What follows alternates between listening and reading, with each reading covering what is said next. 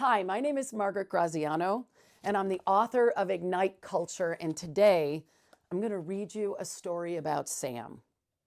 Except for the woman in the third row clearing her throat, the crowd gathered on that cold January day was completely still and silent. The group's tired, skeptical eyes were fixated on the auditorium's giant stage where COO Sam Smith stood in the spotlight, looking like a small child wearing an expensive suit. He'd been speaking for about 20 minutes, shifting uncomfortably with each revelation. I'm sorry, really, really sorry for all of it. His head dropped and he stared at the floor. I've let you all down, and I apologize for that. His voice was cracking. I didn't know what a jerk I was being. I didn't realize how awful I was treating everyone and how you took that home to your children and your family. I see it now. I know I was making everyone's life miserable.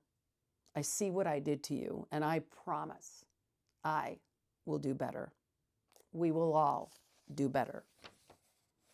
This company will do better by all of you. Things are going to be very different from here on out. What the book doesn't say about Sam Smith is Sam Smith grew up as a child of trauma.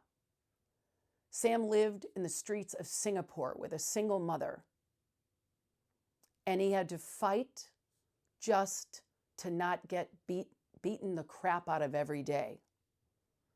He had to sell himself just to feel like he could get through. I didn't know Singapore was such a bad place. By the time Sam came to Oakland, California with his single mother, in middle school, he started selling drugs. And in high school, that's how he got through high school. Sam turned into a little bit of a thug. He gets a job at a manufacturing company in Oakland, a foundry, tough place, works his way up, became somebody very valuable. He fought against the establishment, against the clean air and water people, so that the company could keep doing work and stay profitable. And he was super tough. And when times were super, super duper tough in the late 80s, they all had to come together and band together to keep the company afloat. All Sam knew about leadership was being a bully and pushing down obstacles.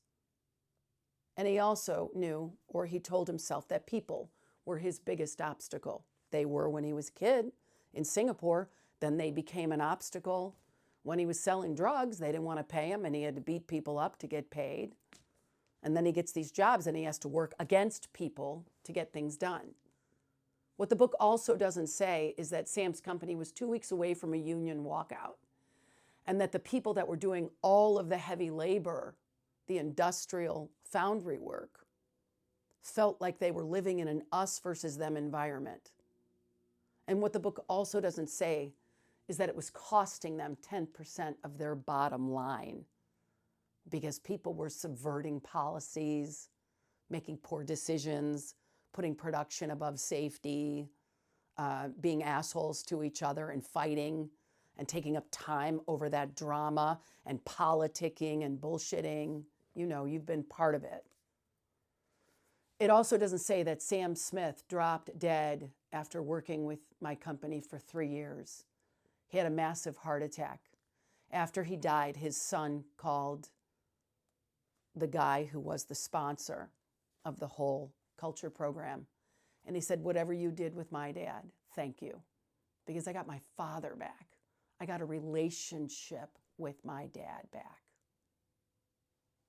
That's the unintended consequence of a healthy culture where people are response agile for how they're showing up. Sam Smith. Names have been changed to protect the innocent. Thank you for listening. If you like this video, give us a thumbs up, share it with your friends. We've got many, many, many, many resources. Take advantage of them. They're here so you can have the experience of having freedom and power and joy in a world that's filled with VUCA.